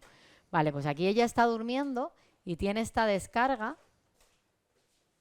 Y fijaros, después de la descarga se alerta, se despierta. Entonces, esta chica es una chica de Marruecos, que vemos también en el clínico, que a mí me contaba que tenía crisis durmiendo y que tenía crisis durmiendo en la que ella se notaba rara. Y claro, yo interpreté que tenía una epilepsia focal. Por suerte le traté con la motrigina, pero cuando le hicimos el vídeo nos sorprendimos porque lo que estaba teniendo era descargas de punta onda generalizada, luego tuvo también alguna crisis con evolución tónico-clónica y era una epilepsia generalizada idiopática, que las crisis pues muchas veces ocurrían al despertar, pero también tenía crisis durante el sueño. Fijaros, este electro también es muy bonito, de punta onda generalizada a 3 hercios. Fijaros. Entonces, las ausencias en el adulto no son tan fáciles de diagnosticar. Luego está este síndrome, que son el cuadro de pacientes adultos que no tienen ausencias así solas, sino que cuando tienen ausencia lo que tienen es un estatus, ¿vale? Y entonces también es difícil de diagnosticar, porque son pacientes que te vienen con cuadros de confusión, de alteración del nivel de conciencia, en un señor de 60 años, de 40 años, que dices, bueno, interpretas más que pueda ser algo focal, ¿no? Y entonces, bueno, pues se le llama ausencia fantasma, estatus de ausencias, que tienen crisis también tónico-clónicas de forma tardía y que está infradiagnosticado, porque muchas veces pues no lo piensas, ¿no?, en un adulto. Este es un caso que también vimos aquí en el Ruber hace tiempo. Era un paciente que se había interpretado que tenía una epilepsia focal porque bueno, había tenido una crisis tónico-clónica y habían interpretado que tenía una epilepsia focal. Estaba tratado con carbamazepina y la madre del paciente decía que él, cuando llegaba a casa por la noche, estaba raro, que no estaba normal, pero él llegaba del trabajo conduciendo. Y entonces, bueno, pues se ingresó en la unidad de vídeo EG y fijaros, estaba en estatus. Pero esto son las 9 de la noche. Si tú le haces un electro probablemente a las 10 de la mañana, pues a lo mejor no estaba en estatus. El electro era normal. Hay que hacer el electro cuando el paciente te dice que tiene los síntomas. Y luego, mira, se le pasa y él está totalmente normal. Y estos son, bueno, pues los estatus de ausencias en adultos que si no haces un electro, pues no lo diagnosticas. Aquí va a empezar otra vez a las 10:30 de la noche. Probablemente si le haces un electro a las 10 de la mañana, pues a lo mejor el electro es normal. Y claro, este paciente no había vuelto a tener crisis tónico-clónicas, no había vuelto a tener, pero lo que estaba teniendo era estatus de ausencia de repetición. Aquí empieza otro. Fijaros, aquí está diciendo, el paciente está diciendo que se va, que está harto, que se quiere ir del hospital, que él está perfecto, y ahora de repente empieza con las descargas. Este es otro ejemplo igual, un paciente que también del clínico lo teníamos diagnosticado de epilepsia focal, yo lo había interpretado como una epilepsia focal porque me contaba que empezaba con crisis, que se iniciaban con una molestia epigástrica y bueno, pues llegó un día al clínico, había tenido una crisis con evolución tónico-clónica, lo típico que te dicen, no, es un paciente que ha tenido una crisis pero ya está bien, se ha recuperado, está bien y nos llaman horas después. Le hacemos un electro y lo encontramos así. Pero fijaros, es que aquí no se ven bien los ojos, pero el paciente tiene una desviación ocular hacia un lado y estaba en estatus de ausencia, también tratado con un fármaco que no era adecuado para una epilepsia generalizada idiopática. Y bueno, este paciente evolucionó bien con tratamiento. Esta es otra chica también, que también, un poco a raíz de lo que hemos hablado antes, esta chica estaba diagnosticada de epilepsia porque había tenido una crisis tónico-clónica en un momento dado, pero luego contaba episodios que ella no podía definir. Ella decía que se encontraba mal, pero podía seguir hablando, podía seguir haciendo cosas, pero se encontraba mal. Y entonces le dijimos, mira, pues cuando tengas uno de estos, vente a la urgencia. Y así fue, vino y vimos que fijaros que estaba teniendo estas descargas, estaba también en estatus de ausencia. Esto es lo que llaman las ausencias fantasma o los estatus de ausencia, que los diagnosticas si haces un electro en el momento, si no, pues te los comes, porque es verdad que esta chica de alguna manera se pasaba 24 horas, 48 horas así, luego se le pasaba en casa. Pero bueno, pues esta vez vino aquí, le pusimos tratamiento y ya la tenemos diagnosticada de ausencias. Entonces, bueno, pues esto lo describió Anderman en el año 72 y estos son ausencias recurrentes que duran más de 30 minutos, generalmente horas, y que son muy frecuentes en adultos. Luego las mioclonías, pues la epilepsia mioclónica juvenil, yo creo que todos las conocemos, perdonad, crisis sobre todo al despertar, mioclonías que bueno, que tienen que ver con... Voy a ir pasándolo un poco rápido porque entiendo que la habéis visto y os voy a poner, bueno, pues los ejemplos, sobre todo los casos típicos, que son las crisis bien típicas de mioclonías en los brazos, que vais a ir a ver ahora, que coinciden con descargas. Fijaros en las manos, son sutiles, pero se ven, ¿veis? Van increciendo un poco y estas son las típicas. Esta es otra paciente que vimos en el clínico, que en esta chica la habían interpretado un poco como una paciente con problemas psiquiátricos, acababa de llegar de su país y lo que decían era que estaba muy temblorosa, y muy nerviosa. Y bueno, temblor tenía, pero fijaros que lo que estaba teniendo eran pues mioclonías asociadas a descargas de punta onda generalizada en el electro. Y entonces, bueno, pues se hizo el diagnóstico de, ¿veis? Aquí, una mioclonía y la descarga, ¿vale? Estas son las descargas que tenía. Vamos a pasar y bueno, casos no tan típicos, pues lo que hablábamos antes de las crisis focales. Este paciente fue ingresado en el Ruber hace ya unos años para diagnóstico, para un estudio prequirúrgico, porque tenía crisis focales motoras. Y fijaros, efectivamente tiene clonías del lado izquierdo, pero fijaros que también el lado derecho las tiene. Y fijaros en el electro. Es un electro de punta onda generalizada a 3 hercios, que además estas clonías se han desencadenado mientras estaba haciendo el Tangram, que es una de las técnicas que utilizamos para provocar crisis en pacientes, pues sobre todo con epilepsia mioclónica juvenil, porque son los más sensibles a este tipo de estímulos cognitivos, ¿no? El paciente está perfectamente consciente y tiene unas clonías que son muy unilaterales. Creo que a ver, no sé si este es otro. Entonces, vamos a pasar al último y luego hablaremos de lo de la focalidad. El último tipo de epilepsia que habíamos dicho, epilepsia con crisis únicamente al despertar, con crisis con evolución tónico-clónica al despertar. Quizá estos son los más difíciles de diagnosticar porque muchas veces no tienen otro tipo de crisis, ¿no? Y probablemente uno de los casos que hemos presentado antes, el de este chico que por la tarde entraba en estatus de ausencias, pues debutó así, ¿no? Tenía crisis que se interpretaron en aquel momento como con focalidad y se trataron como una epilepsia focal. Y bueno, fijaros, pero os pongo este caso para que veáis lo que decíamos antes, ¿no? Que son crisis clónico, tónico o clónicas, y esto nos da la clave. Fijaros esta chica. Fijaros en las manos, esta es una chica con una epilepsia generalizada idiopática que había decidido que no se tomaba la medicación. Y entonces, bueno, pues había empezado a tener crisis, fijaros, que empieza primero con clonías y luego ya hace una crisis con evolución tónico-clónica. Esta es otra, también muy evidente, que esta quiero que veáis bien, pues eso, este tipo de crisis, porque te dan la clave, ¿no? Fijaros que lo primero que tienen... Se le va a caer la tablet, fijaros, una mioclonía. y luego ya pues tiene la crisis con evolución tónico-clónica. Y este es el electro, que a veces no es tan fácil porque son electros que a veces pueden tener actividad rápida asociada, que a veces la punta predomina más en la región frontal, como en este caso.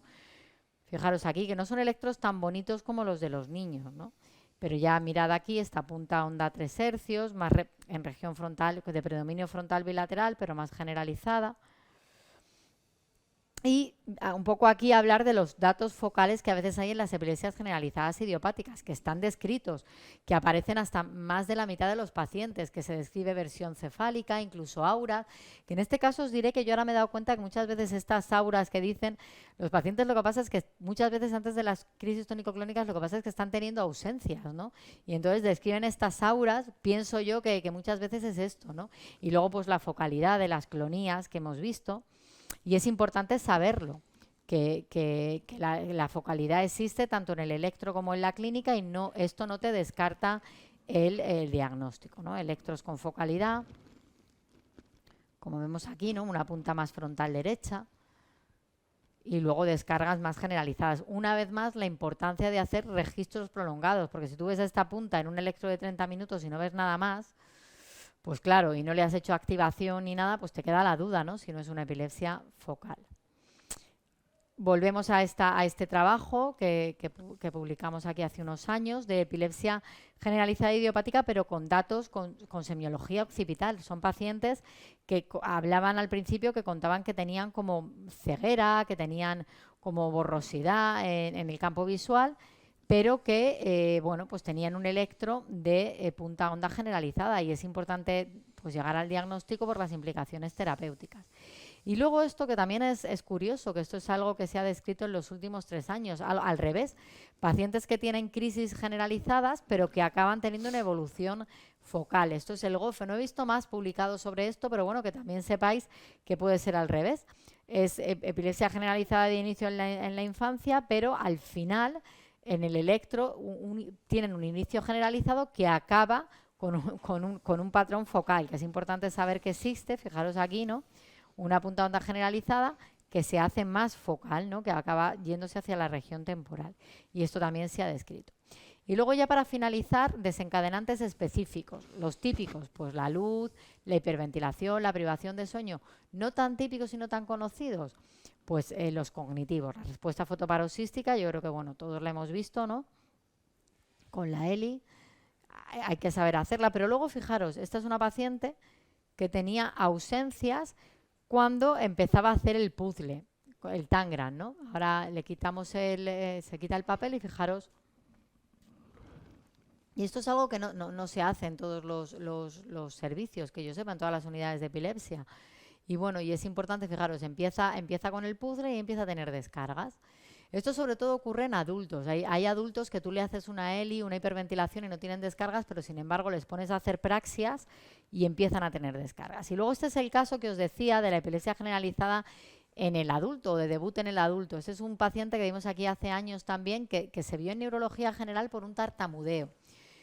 Y bueno, pues un tartamudeo y unos temblores raros de años de evolución. Y entonces se decidió pedir un vídeo, una monitorización de vídeo EEG, y fijaros lo que le pasaba. Fijaros en las manos mientras hacía el Tangram. ¿Veis? Está teniendo, claro, el electro no es un electro tan bonito de epilepsia, es un electro pues más difícil de interpretar. Y luego no sé si habéis podido ver, pero con sonido, ese tartamudeo lo que estaba atendiendo eran mioclonías mandibulares, que también se pusieron de manifiesto y que estaban asociadas a descargas de punta onda generalizada. Este es un caso muy bonito de un paciente que se diagnosticó de epilepsia generalizada idiopática a los 70 años, después de llevar años con un tartamudeo y con temblores de etiología no bien filiada. Y esto está descrito, ahora os lo pondré. Y bueno, esta es otra paciente que con el Tangram pues también tenía sus mioclonías. Fijaros en las manos. Ahora.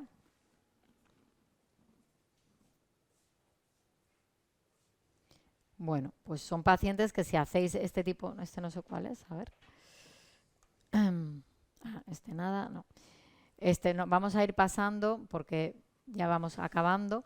Pero bueno, que sepáis que Bueno, pues muchas veces se ha hablado, eso tampoco está claramente definido, pero que estos pacientes, que generalmente son adultos con epilepsia generalizada idiopática, que se desencadenan las crisis con praxias, se dice que pueden tener un peor pronóstico, que las crisis son más difíciles de controlar. Luego vamos a hablar un poco del síndrome de Gibbons, que también en el adulto pues no es tan fácil de diagnosticar, que son pacientes que sabéis que tienen mioclonías palpebrales, ¿no? Y que muchas veces se llega al diagnóstico cuando acaban teniendo una crisis con evolución tónico-clónica. Llevan años teniendo un parpadeo curioso, ¿no? Al que no le han prestado atención y que luego pues, en un determinado momento tienen una crisis generalizada. Y esto sabéis que está dentro del grupo de epilepsias generalizadas genéticas, pero no lo consideran dentro de las epilepsias generalizadas idiopáticas, como os he comentado al principio. Y son pacientes que tienen mioclonías palpebrales que pueden asociar o no a ausencias y luego suelen tener crisis con evolución tónico-clónica. Tienen fotosensibilidad y, bueno, algún caso es muy típico el artefacto del cierre ocular lento que hay aquí. Ahora os lo mostraré mejor, que tienen estos pacientes. Entonces, fijaros que cierran los ojos lentamente. A veces ellos mismos pueden provocarse las crisis porque sienten cierto placer al contactar con la luz y tener una crisis. Este es el artefacto que os digo, el artefacto de parpadeo, un cierre ocular lento y la descarga de punta onda generalizada. Vamos a pasarlo aquí. Y luego este es otro caso curioso, que son las mioclonías peribucales, que también están descritas en epilepsias generalizadas genéticas, que tampoco fijaros, mirar las comisuras vocales, se puede interpretar como una epilepsia focal si no se conoce este cuadro, ¿vale? Fijaros aquí, me parece que va a tener aquí otra. Y él interrumpía la lectura. A ver ahora. Y mira, fijaros ahora, ¿veis? Qué curioso estas mioclonías faciales. Y entonces, esto es un poco, bueno, este era el caso anterior, el paciente con el tartamudeo. Y entonces es importante saber que el lenguaje puede inducir mioclonías en este tipo de pacientes, que la epilepsia generalizada idiopática puede aparecer como mioclonías periorales. Y luego, fijaros, está publicado una familia con un tartamudeo de años de evolución que tenía epilepsia generalizada idiopática. Y este, bueno, pues es un caso curioso y en que las crisis también se inducían por la escritura, la lectura, el habla y eran mioclonías mandibulares. La epilepsia occipital idiopática, que es la que ya hemos contado, y bueno, pues nada, la epilepsia generalizada idiopática. Yo creo que es de las epilepsias que, como tienen un buen pronóstico, pues muchas veces estos pacientes los estudiamos menos, yo creo, y no les hacemos tantos electros. Y a veces, pues, crisis pasan desapercibidas, sobre todo las ausencias, estas mioclonías, y estos pacientes, pues, este tipo de crisis pueden influir mucho en su calidad de vida, porque el rendimiento es peor, pues muchas veces las mioclonías pueden provocar caídas, las ausencias un rendimiento cognitivo peor, y que es importante que reconozcamos estas crisis, que hagamos monitorizaciones prolongadas para ver la evolución de estos pacientes y luego recordaros que la presencia de signos focales no descarta el pronóstico y que sepáis que hay desencadenantes específicos en este tipo de epilepsia que nos pueden ayudar al diagnóstico. Y nada, muchas gracias. Espero comentarios. Pues bueno, es una buena pregunta. Las epilepsias mioclónicas juveniles, los desencadenantes son un poco los ruidos. Por ejemplo, el que tengan crisis con un ruido, con un sobresalto, te orientaría casi más a una epilepsia focal, a la que se conoce como una epilepsia focal frontal, que es la epilepsia del sobresalto. Las crisis en la epilepsia mioclónica juvenil, la típica historia es un paciente que está desayunando, que ha dormido poco, que ha salido la noche anterior y que de repente tiene las sacudidas, pero no necesariamente desencadenadas por ruido.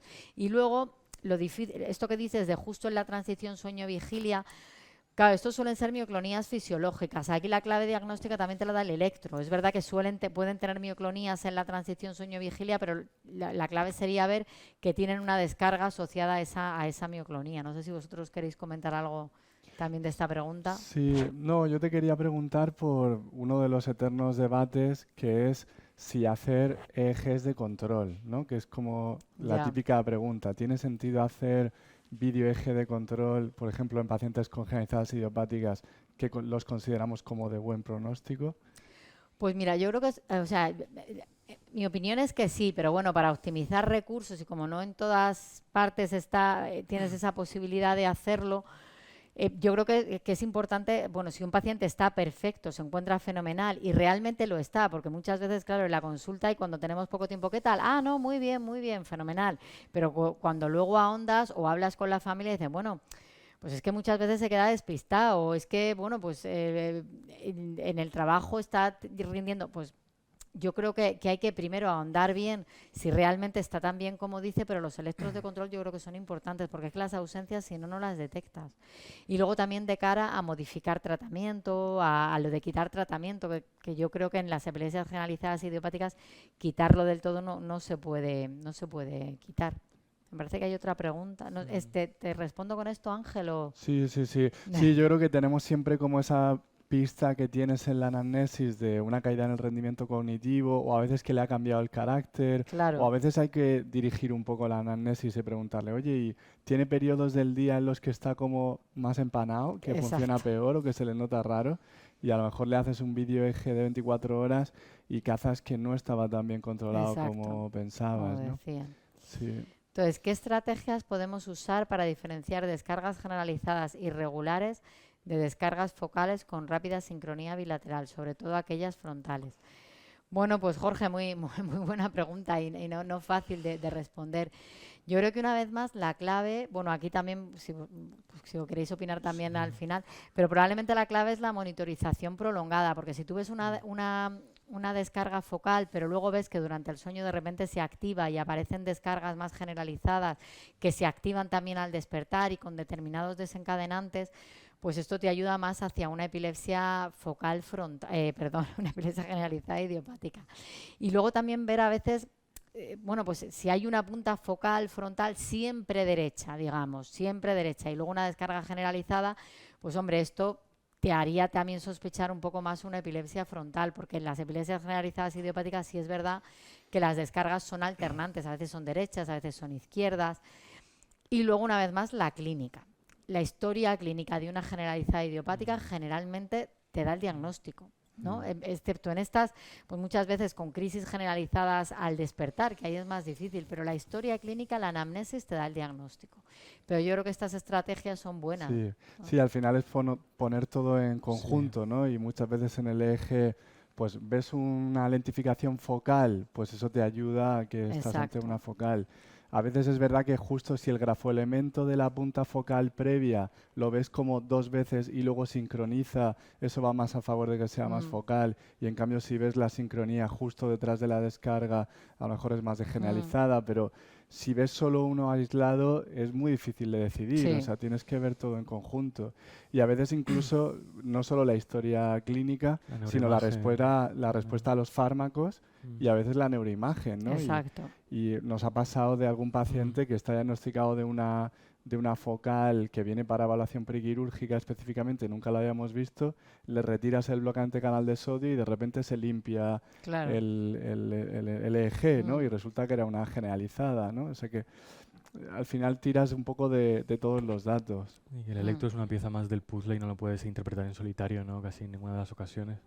Y luego yo, Irene, quería comentarte, o sea, en cuanto al diagnóstico diferencial entre las epilepsias generalizadas idiopáticas y otras epilepsias generalizadas sintomáticas, sobre todo algunas de origen mitocondrial y tal, más allá de la semiología, el deterioro cognitivo o los estatus de ausencia recurrentes en adultos, el mal control, o incluso a veces no las crisis con mioclones palpebrales y ausencias en este contexto también te pueden ir orientando.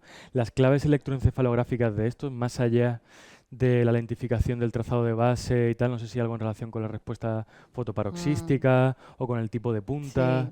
Sí, la verdad es que esta pregunta es muy importante porque lo que tú has dicho, lo primero la lentificación de la actividad de fondo, eso por supuesto, pero luego también es verdad que una respuesta fotoparoxística a frecuencias bajas pues te puede orientar más hacia una epilepsia mioclónica progresiva, ¿no? Por ejemplo.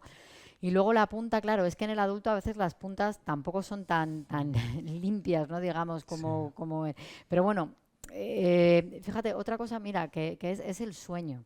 ¿no? Porque en pacientes que tienen epilepsias mioclónicas progresivas o epilepsias en relación con encefalopatía, el sueño puede estar más fragmentado y no ves los elementos típicos del sueño.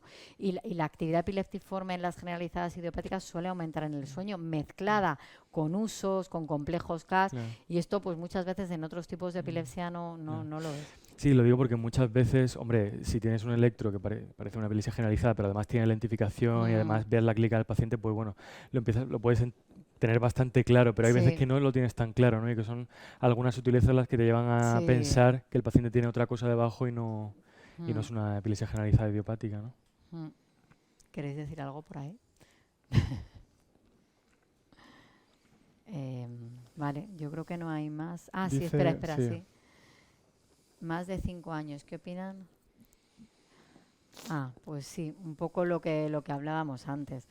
Es que en realidad quitar la medicación en la epilepsia generalizada idiopática es complicado. Es verdad que en las ausencias infantiles pues sí que hay que intentarlo, porque oye, hay que intentarlo. Lo que pasa es que muchas veces vemos nosotros ya de adultos a ese niño que ha tenido ausencias en la infancia y que luego vuelve.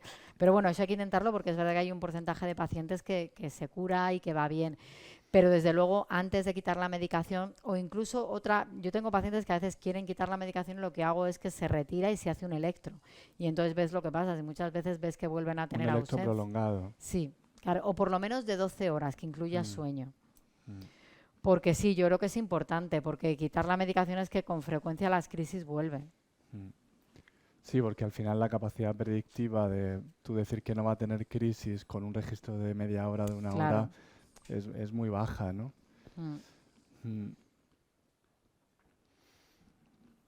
No sé, otra. Nada, yo no sé si hay alguna más, de momento no. He visto moverse el chat ahí. A ver. Ah, sí. No, ha dicho gracias. Pues yo creo que ahora toca un pequeño descanso. Toca descanso, sí. Nada, si luego os ocurre alguna pregunta, pues encantados de volverlas a responder y que uséis el micro para a lo que queráis. Pero bueno, vamos a hacer, yo creo que hacemos un cuarto de hora de descanso, o un cuarto de hora, 20 minutos, ¿no? Hasta las 6. Sí, hasta las 6.